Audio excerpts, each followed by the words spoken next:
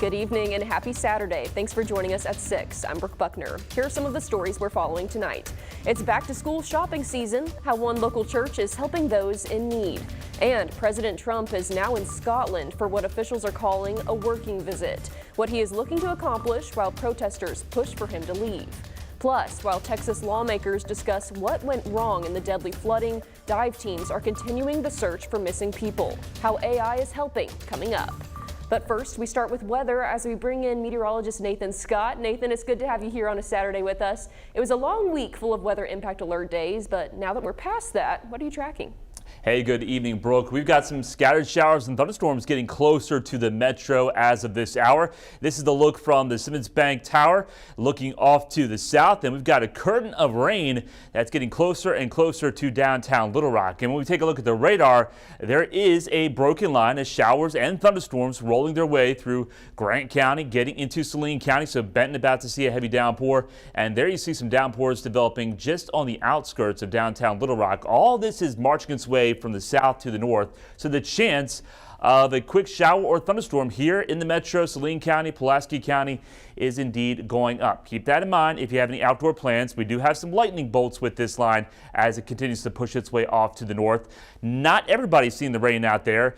You already saw the rain down in South Arkansas, but if this line holds together, it could march its way towards Conway and also Searcy. Temperatures, rain-cooled air, you've dropped down to the upper 70s, low 80s in South Arkansas. We're into the low 90s here in Little Rock and Russellville, but that will be changing as that rain gets closer to us. Tomorrow, the chance of rain is lower, but the temperatures, they will be going up getting into next week. I'll let you know how hot it's going to get coming up.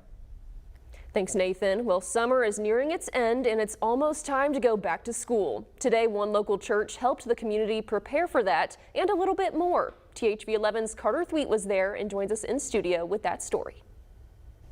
That's right, Brooke. This was in Southwest Little Rock at the Otter Creek Community Church. And originally, it was just a giveaway for school supplies, free haircuts and food, but it grew and grew until it turned into what we saw today. I'm so excited. I'm so excited. Otter Creek church member Dawn Smith wasn't the only one on Saturday. Pastor Marquise Cooper explained that she and other church members deserve much of the credit for taking their annual back to school bash to the next level. Our ladies from the food pantry, Sean and Dawn, who said, let's do something bigger than just give away school supplies. So they were responsible for contacting all these vendors that you see, to just really make it a community affair. We have the Salvation Army here passing out and talking about housing resources. We have CHI St. Vincent's here doing blood pressure checks. But of course, the school supplies were still a big hit. There was also a free food pantry and free haircuts. Things attendees like Angel Oliver said really stood out. It helps bring the community together and it helps everybody just fellowship. That was something Michael Patton certainly noticed, highlighting the kindness of church members and vendors. It's just a blessing. Everybody nice, kind, everybody good. Smith says seeing her vision become a reality was inspiring, and she and Pastor Cooper hope they and the vendors helped people. It's a lot of people out here that don't know where to go to get these resources. They're providing all the information. We're just here to provide the atmosphere for them to do so. Smith tells me this will be an annual event going forward. More information will soon be on our website, thv11.com. All right, thank you, Carter. If you're getting back to school ready or just looking for a good deal, don't forget Arkansas's tax-free weekend is coming up a week from today. It's your annual chance to shop for school supplies, electronics, and clothing without paying state sales tax. And it all starts at 12:01 a.m. on Saturday, August 2nd. It's always a crowded time at the stores and online, so make sure you're prepared for that. We've got a list of what qualifies for the tax break on thv11.com. President Trump is in Scotland as part of what White House officials are calling a working visit. The visit comes as the Justice Department wrapped up a second day of questioning Ghislaine Maxwell, Jeffrey Epstein's co-conspirator. CBS's Weijia Jiang has the latest. The White House has called President Trump's 5-day trip a working visit. He'll hold trade talks on Sunday with the chief of the European Union, and he's scheduled to meet with the British Prime Minister on Monday. But he's expected to spend most of his trip at 2 of his Gulf resorts, Trump Turnberry in the west and Trump International in the north. The president received a less than warm reception from some Scottish protesters. I think the vast majority of Scots have this sort of feeling about Trump. Even though he has Scottish roots, he's a disgrace to us. We're saying no, we don't want you here. Many demonstrators carried signs linking the president to convicted sex offender Jeffrey Epstein. The Justice Department's reluctance to divulge more information about Epstein has dogged the president in recent weeks.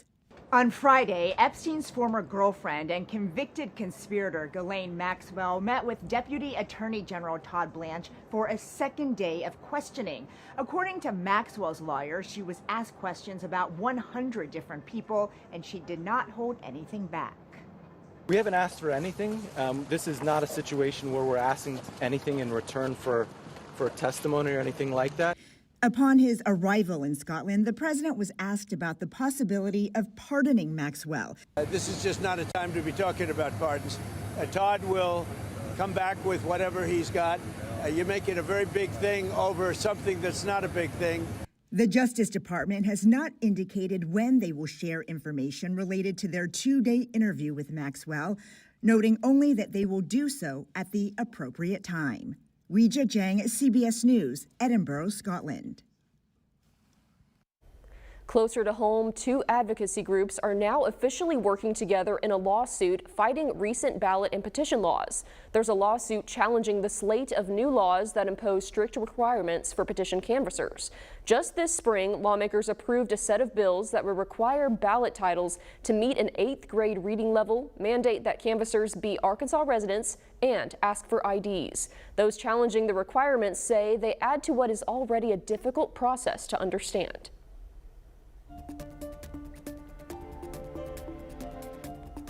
The special legislative session continues in Texas, where lawmakers are discussing the deadly floods from earlier this month. Senate and House committees are trying to find out whether more could have been done to prevent the loss of life. One of the things they've learned is the Upper Guadalupe River Authority failed to take any action on a flood warning system last year.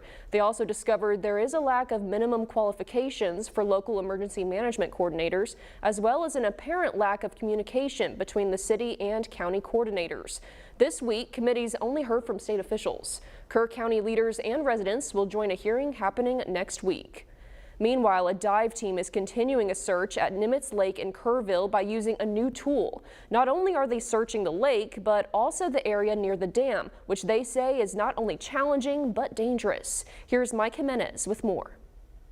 I need my dive gear. It is dangerous. We're diving by a dam, you can see. Thankfully, it's in a spillway dam, so it's a little bit safer. It's still not safe. Rescue diver Stephen Bishop with Blue Diver Search and Rescue hit the waters at Nimitz Lake Friday afternoon. He's waving us down. The team is working in partnership with Search and Support San Antonio. Got permission Thursday evening from Kerr County's Emergency Operations Center to conduct their search. It's important because this is downstream from Hunt. According to the Kerr County lead, the decision to search the lake was made during a Kerr County Commissioners Court meeting. They even talked about draining the lake, but ultimately city leaders decided not to, citing cost. So this is a very hot zone that needs to be checked and checked critically. The dive team says the lake had been searched using sonar, but they brought along a new tool that also adds AI technology called Aqua Eye, which can scan the area of a football field in less than a minute. We run our Aqua Eye, and that will scan and hopefully get hits if there's person based on body tissue density. During their search, the Aqua Eye device yielded 2 hits. Those 2 X's are hits. But after searching the waters, Bishop did not make any recoveries. We're hoping that we can bring loved ones back home.